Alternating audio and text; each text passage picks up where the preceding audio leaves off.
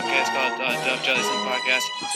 He probably doesn't remember this at all. Yeah, record together. It's easy. This is kind of real. Like, holy shit. And so it's really cool to get to be a part of that. Hey, you know how it is, Bill. Hey, when you now tune into the biggest ever. We're not here just to take part. We're here to take over. I don't remember that. That's crazy. Everybody, welcome back to episode 165 of the Dub Jellison Podcast with Derek Schultz. Unfortunately, we had some technical difficulties throughout the first half of our podcast, so you guys will be picking it up during the second part of our podcast. Luckily for you, though, we had some great conversations about the Tom Brady, Peyton Manning rivalry, some of the old Colts teams, and giving a little preview of this upcoming year for the Colts. Hope you guys enjoy, and apologies for the inconveniences.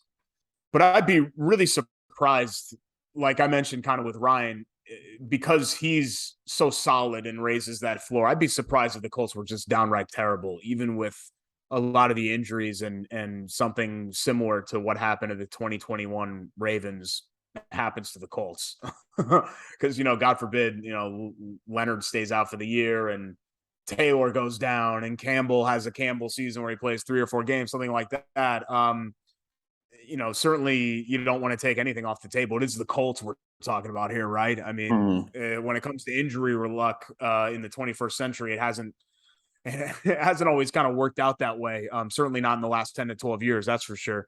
But again, the division, you get 4 games against Houston and Jacksonville, even though they haven't won in Jacksonville in like 10 years, it feels like. I'd be really surprised if that disaster scenario played out for them. Well, I think Matt Ryan's 2-0 against the Jags. So hopefully, oh, great! Hopefully, wonderful. Hopefully, that's some good news. That is good to know. Yes. Hopefully, that's some good news. But yeah, I mean, this team is just you kind of mentioned it. I can see their floor being like 6-7 wins. I could also see their ceiling being Matt Ryan kind of finds a second wind. The receivers kind of step up, and Colts win 12, 13 games now with the 17-game season. But I think it's all gonna. I mean, the defense I think is a big question mark again because you don't know how especially the secondary. I know you brought it up earlier. Kari Willis retired, which was a weird retirement, by the way. But hey, more power to him. Bringing in like Nick Cross, Julian Blackmon's come back from injury, but it was an Achilles, so you don't really. I think he'll be subpar, especially for the first half of the year while he recovers from that. Gilmore and Fancy Son, and then Isaiah Rodgers are cornerbacks. Leonard might be out for the year. We don't know. I think the defense is a huge question mark. And the pass rush, you bring in Ngakoue, and you hope Kwity Paye makes that jump, but those are wild cards too. Yeah, I think the defense, it just depends on the pass rush.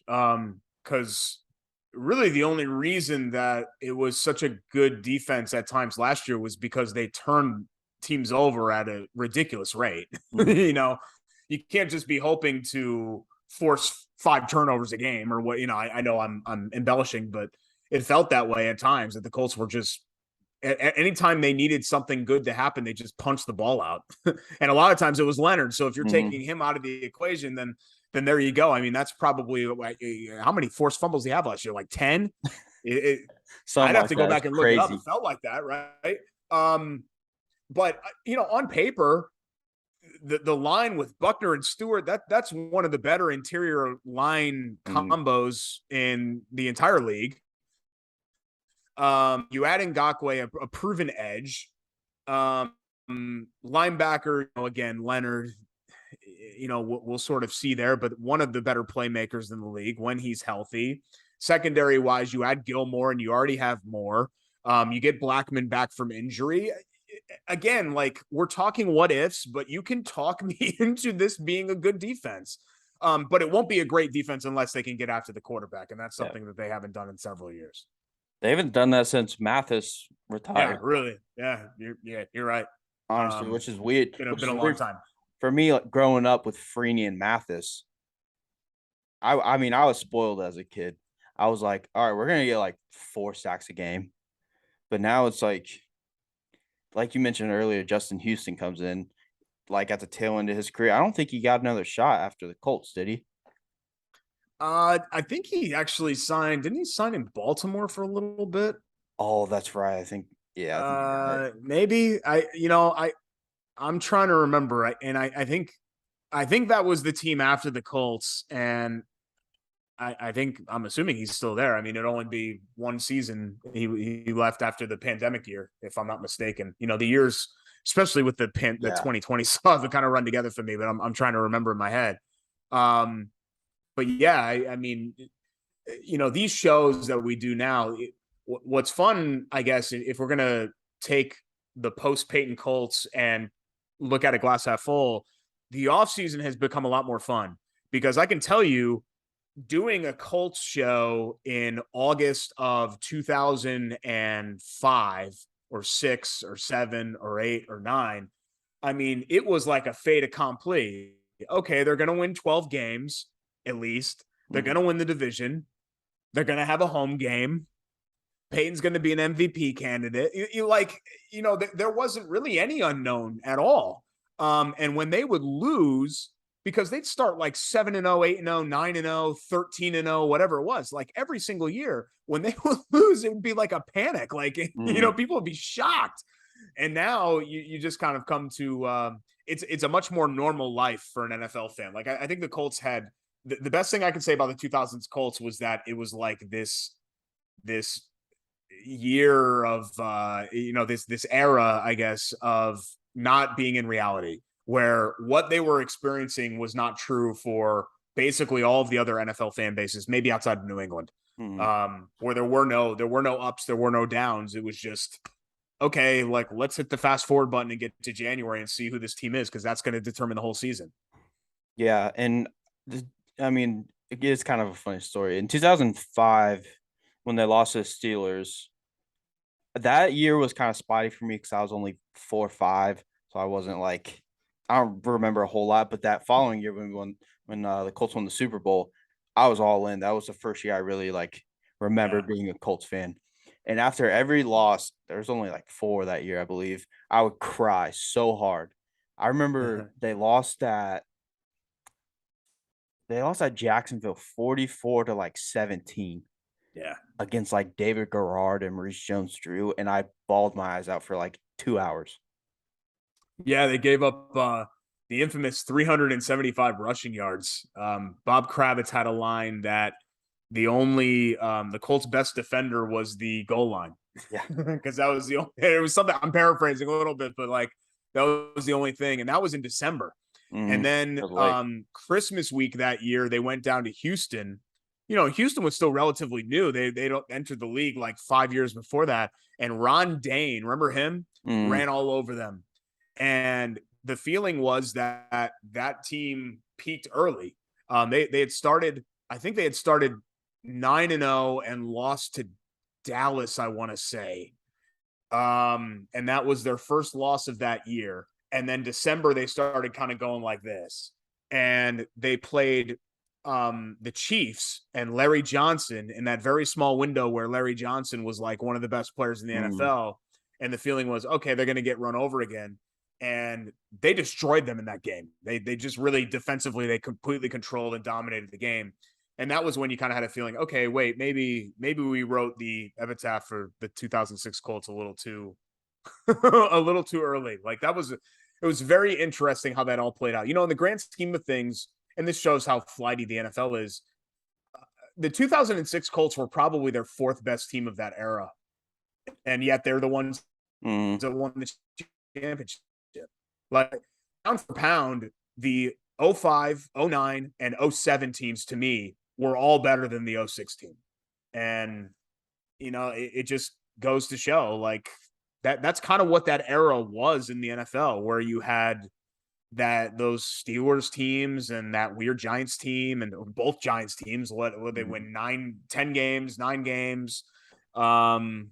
Flacco on that weird run that he had with Baltimore. Not to say the Colts were a fluke. I mean, the Colts were in it every single year, but it was odd that would be the Colts team that would end up winning the championship.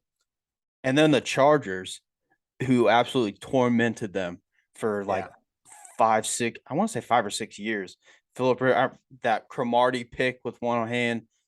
I think Peyton went up there and threw like 5 picks one day. 6. Or, 6. Yeah. That was a bad day. Yeah, they went to 07. They went to then San Diego, and Manning threw 6 interceptions, and then they were trailing 23-21 and had the chance to take the lead on a Vinatieri field goal with a minute and a half left, and he missed like a 27-yard field goal, which is unheard of for Vinatieri to miss that. But then you had the Darren Sproles, Mike Seyfried's game in the wild card, and they won the last game at the old RCA Dome to eliminate them. Yeah, there were a lot of bad memories with the Chargers that were kind of mixed in there. That's kind of, and again, the funny thing about 06, the Patriots went to San Diego and won. And, Jake and I did a radio show with Reggie Wayne for 3 seasons. And I remember asking him on the show, and he actually admitted this years later. He was like, look, he's like, if we had to go to San Diego that year, things probably would have ended differently for us. Like, he didn't say straight out they were going to lose, but he said if that AFC Championship game was in San Diego, we're probably having a different conversation. And that's the way that it is. I mean, you have to, as good as you have to be to win a title, you also have to get a little bit lucky, and the Colts got a little bit lucky that they faced really kind of a flawed Patriots team. Certainly not as good as like the 07 or some of the later versions of those Brady teams. And that was really before Brady reached his like apex, where he was becoming like an MVP type player. He was just pretty good on those early Super Bowl teams. But that was a break that the Colts caught for sure. One of the few breaks that they caught in the playoffs during those years. Peyton had a couple of weird championship wins against the Bears when it was pouring down rain the whole game. I mean, Vinatieri missed an extra point in that game. That was a very odd game. And then, obviously, with the Broncos, I mean, a corpse of him was out there. Didn't really do a whole lot. No. He got carried to that one. He's got a couple of weird Super Bowl wins. Yeah, he was the AFC Championship game in Denver when they beat the Patriots. I thought he played about as well at that age as he could play, because clearly he was kind of broken, at that point. And then, the 2013 team, man, he was like 55 touchdowns and he had this amazing season, and then they go and they get absolutely destroyed by Seattle. So, there were a lot of weird circumstances, unfortunately, for Peyton. I'm not saying I don't have a dog in the fight here. Like, I have no emotional investment in the Colts. I really don't. And nor do I hate the Patriots. Like my father-in-law, my in-laws, there are a lot of my best friend. There are a lot of people in my life that are Patriots fans, but it's just kind of one of those things. Sports, there is luck that is involved in sports. And if you were to measure Brady versus Manning, if you want to say Brady's a better quarterback, you can definitely make that argument. And it's probably true, pound for pound. Look, he's certainly the most accomplished as far as team success is concerned. But if we're actually talking, I think even Brady would admit this. If we're talking about who had more luck during their career, it's no question that it's Brady. With the way that those games played out for his teams. I mean, look at the NFC Championship game last year. Like, the Rams tried to give them that game. Or sorry, that was actually the divisional. But you get what I mean. They tried to give them that game. I think they fumbled like 4 times in the second half with a lead, which is just insane. And that just seemed to happen to Brady's teams a whole heck of a lot. Whereas with Manning, it was always something crazy, flukish going in the other way. Mm-hmm. Yeah, I don't know. And then it's weird to see Brady. Like, now I don't view Brady as I did when I was like 15. When I was 15, I hated Brady. Now I don't hate him. I don't love him, but I mean, I thought it was a cool story. Like, if he goes and wins another Super Bowl and rides off in sunset, I think it would be a cool story. Back when I was growing up as a Colts fan, I'd be like, oh, I hate this dude so much. And then I don't really mind New England that much anymore. Like, when the Colts, when they came to play the Colts, and that was one of the biggest ones of the season last year. That was like peak Colts. I was like, yeah, this is a big game, but it's not like Brady coming in I forget which year that was where Peyton threw that pass to Reggie with like 09. Yeah. They had the Patriots had the big lead, and then Colts came back in the 4th and 2 play where Melvin Bullitt tackled Kevin Falk. The cool thing about the December game was that it was very vintage, like Patriots Colts. Like the sound of the crowd reminded me of those old games. But you're right, without Brady there, it wasn't the same. It just didn't. It didn't quite feel. Yes, Belichick was still on the sidelines and still the Patriots. It just didn't feel quite like that. And all things come to an end, and that was a good run for whatever it was. I mean, there were really kind of 10 years where that was a very relevant rivalry. But I think I know from a Patriots fan standpoint, just because I've asked my brother-in-law and father, all them, they viewed it as a Brady Manning thing. So once Manning left, like that was the Deflategate. They got a little upset because they felt like the Colts were narking them out, and you know what I mean. Like, but they felt like kind of the rivalry portion of it died when Manning got let go. Whereas obviously the Colts and Colts fans carried it on for several more years. Now let me ask you a question. You swap Brady and Peyton.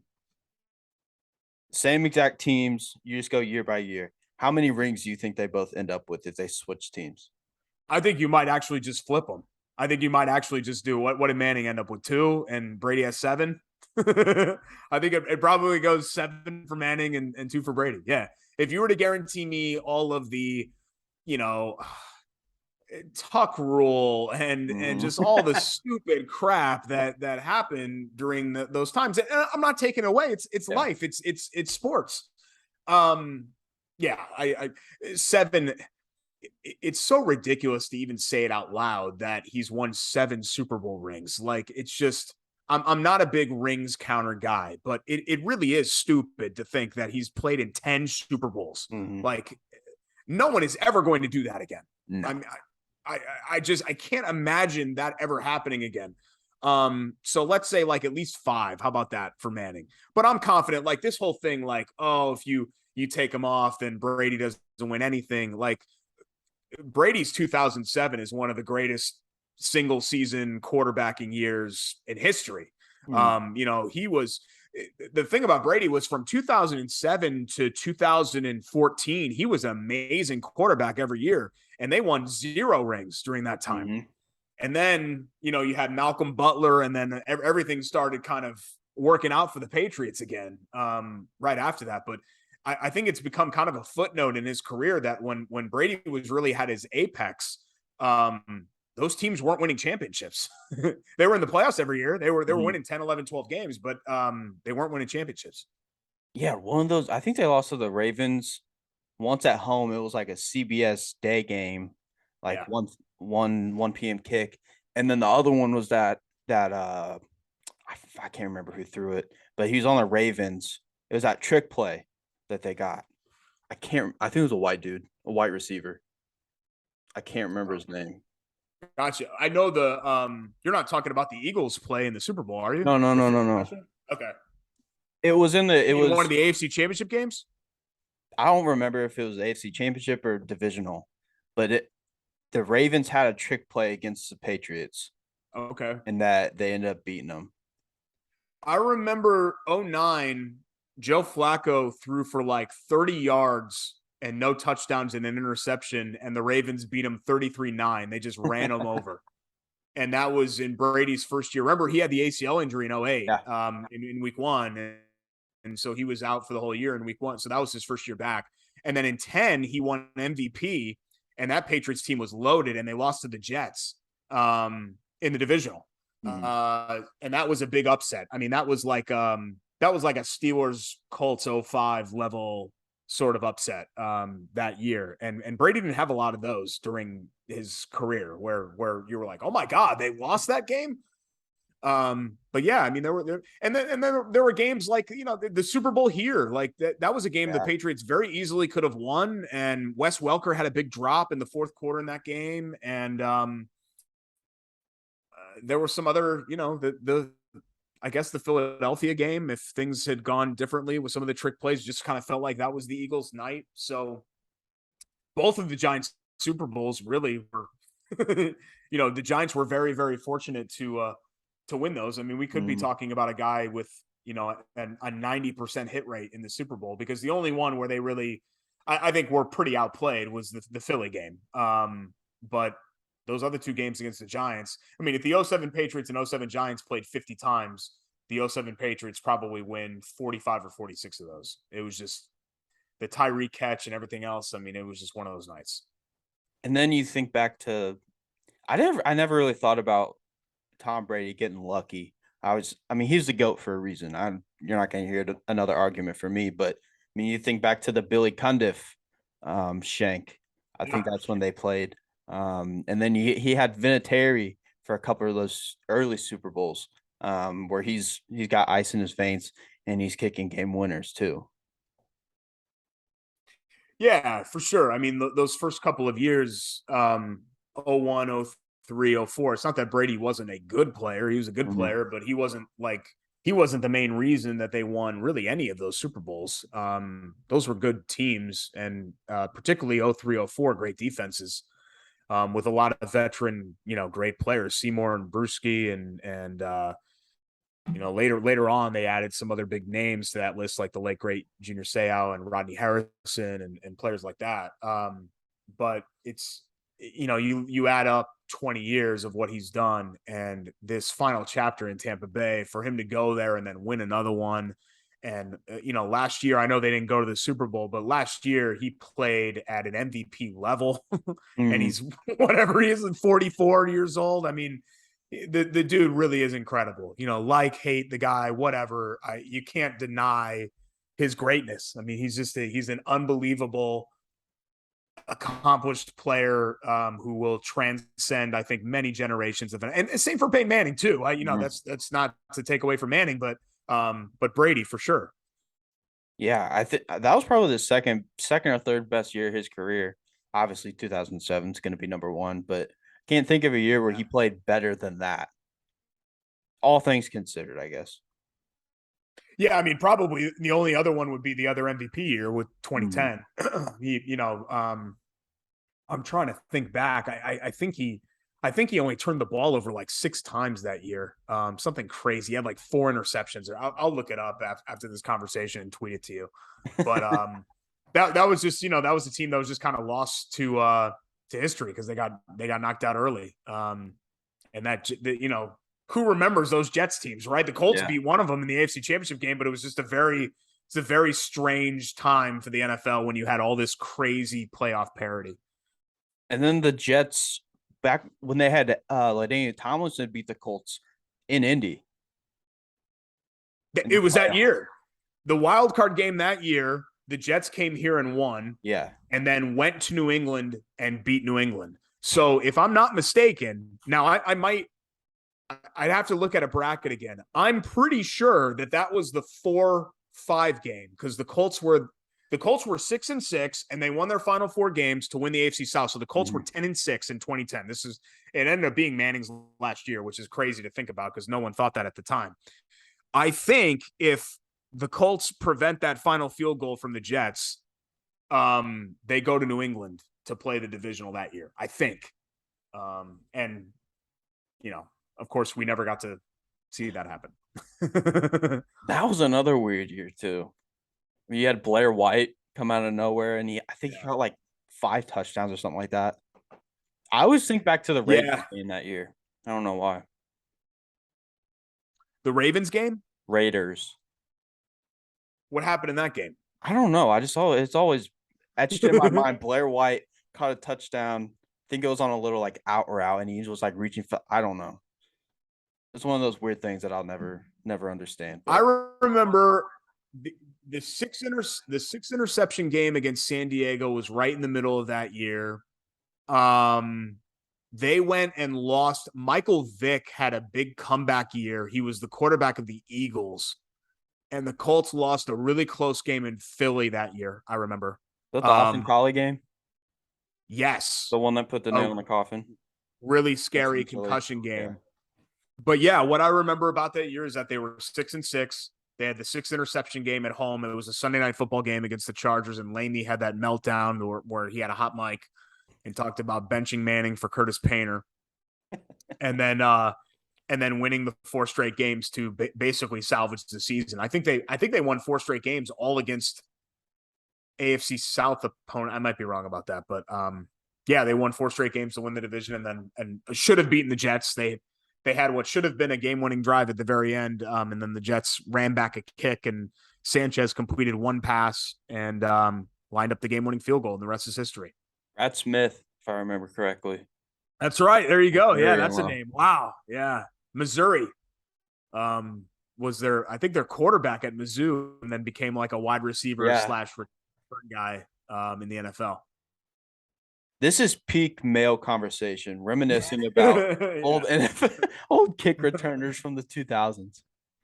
It's funny because like and you were like whatever, you were a kid then. Yeah, like my peak sports knowledge is from like when I was 12, and you'll come to find this out. You retain that into your like early to mid 20s, and then the years start really kind of blending together. Like it's much easier for me to talk about like something that happened in a Colts game in 2005 than something that happened in a Colts game in 2015.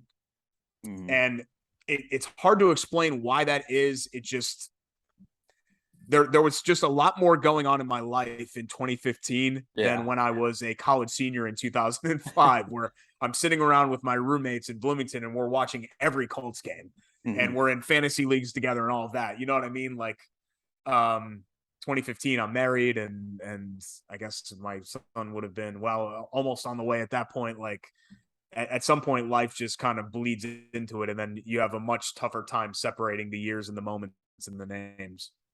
Yeah, back in the day, I was talking about this with a friend the other day. Back in the day, I could name damn near every player on every team, and now, I mean, I have to. If I'm going to talk about like the Cowboys or something, I got to research them and then look into it and all that stuff. Yeah, I call it like I need refresher courses. Yeah. You know, like I have to be reminded of things. Like they're playing Buffalo this week.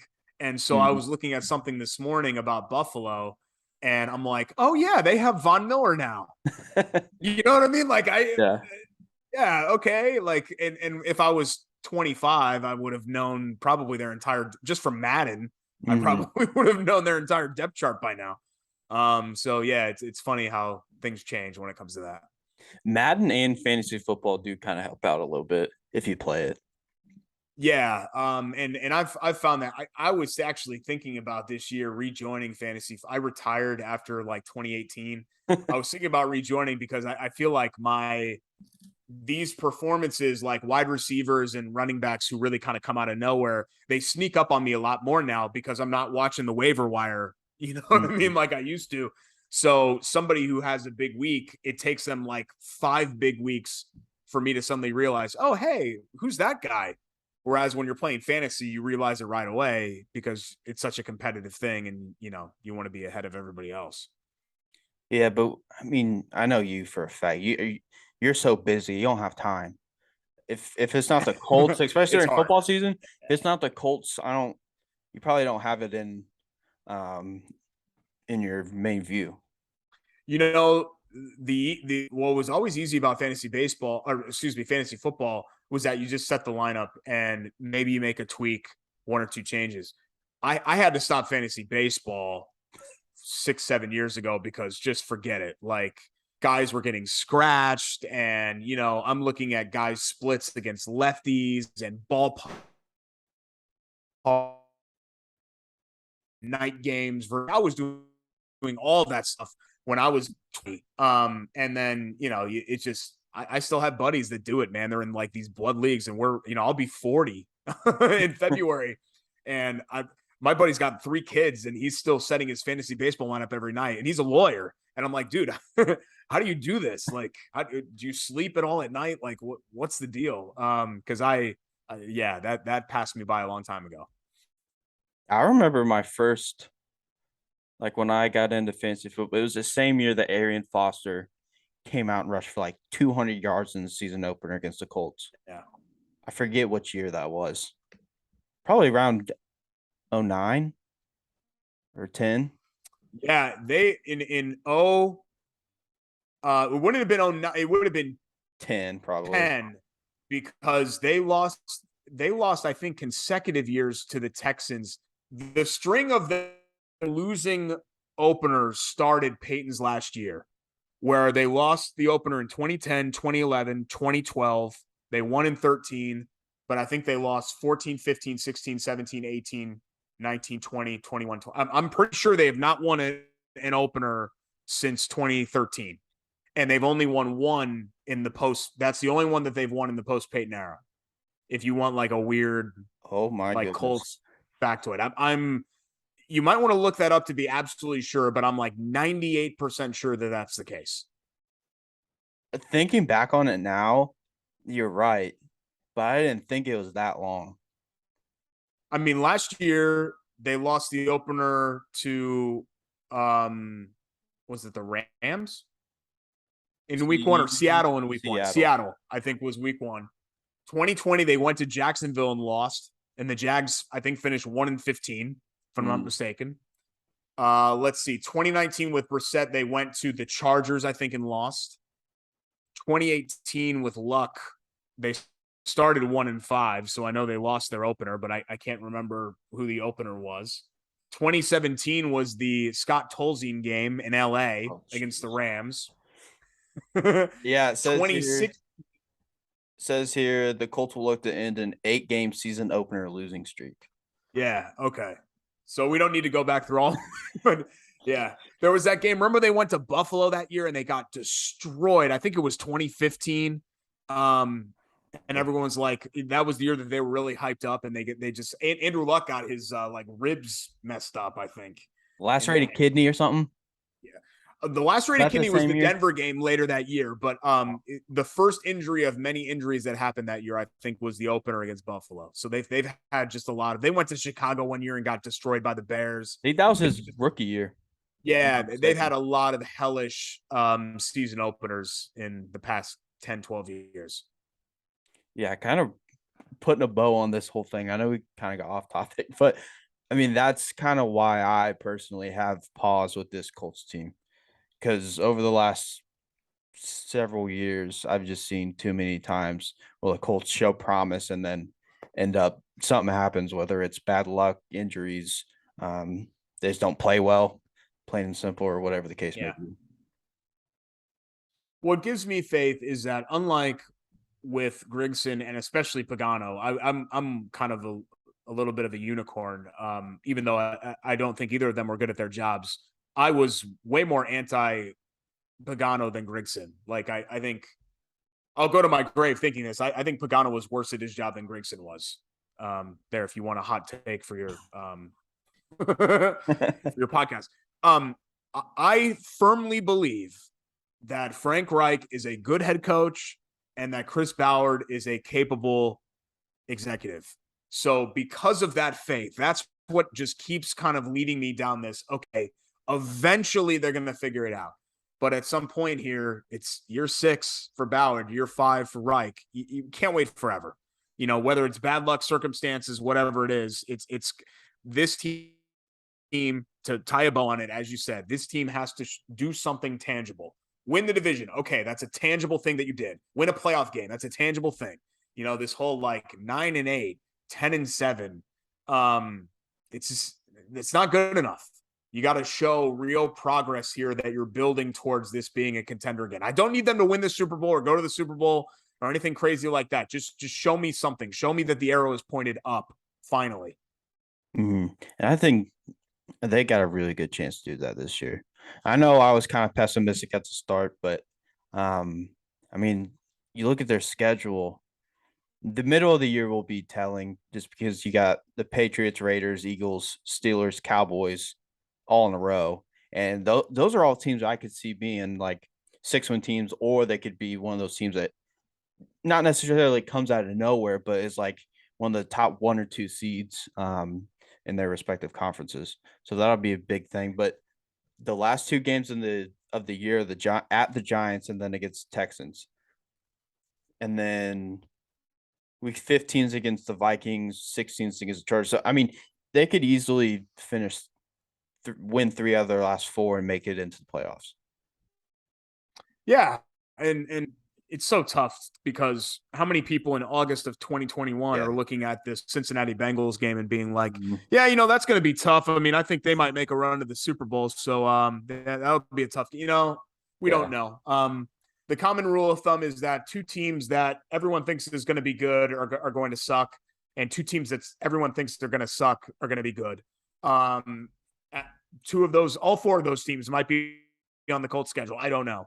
But it's just really hard to pick wins and losses. But if you're just kind of eyeballing it with what we know on paper, you're right. The middle is what's really going to determine who this team is going to be, because that's the really difficult portion of the schedule, particularly that November stretch at New England, at Vegas, Eagles, Steelers, at Cowboys. That's a tough run that's right in there. And then, you got the Chiefs and Titans week 3 and 4. So, right away, you're going to have an idea. I mean, the home opener is the Chiefs, for God's sake. And then you got the at the Broncos right after that too. Yeah. They could be a team that dethrones the Chiefs in the West. You never know. No, absolutely. Yeah, you're right about that. All right. To wrap things up, you have to make a choice.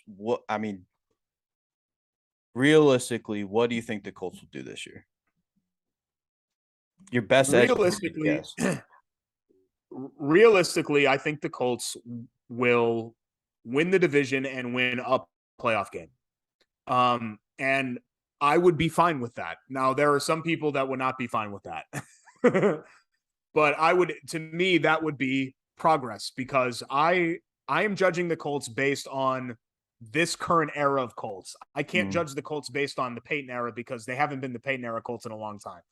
So I think it's only fair to say, okay, did you take a step forward this year? Did you shift this thing into gear and out of neutral? And I am both optimistic and confident that they're going to do that, as long as there's not some sort of crazy injury-riddled disaster scenario that's in play for them. And hopefully that's not the case for the Colts. But, like we've talked about throughout the whole podcast, you just never know. Oh, you never know. Yeah. Shit can hit the fan at any time. But I'm gonna wrap this up. Thank you again for coming on. I really appreciate it. I really appreciate you being there for me and always being open to coming on and chatting for a little bit. Yeah, man. No problem at all. Congrats again on the degree, and looking forward to seeing you with better and more awesome things coming up in your future. Thank you, sir. I appreciate that.